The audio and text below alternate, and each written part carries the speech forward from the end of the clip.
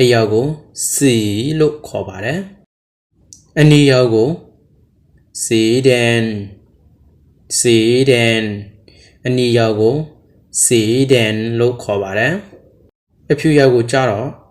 สีขาวสีขาวအဖြူရောင်ကိုสีขาวလို့ပြောပါတယ်အမဲရောင်ကိုสีดำสีดำအမဲရောင်ကိုကြတော့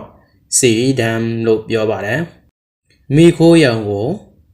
สีเทาสีเทาမိခိုးရောင်ကိုสีเทาလို့ပြောပါတယ်မိုးပြရောင်သို့မဟုတ်အပြာနူးတဲ့ရောင်ကိုဘယ်လိုပြောလဲဆိုတော့สีฝาสีฝา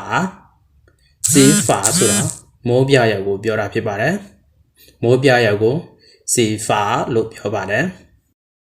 အပြာရောင်ကိုကြတော့สีน้ำเงินสีน้ำเงินအပြာရောင်ကိုสีน้ำเงินလို့ပြောပါတယ်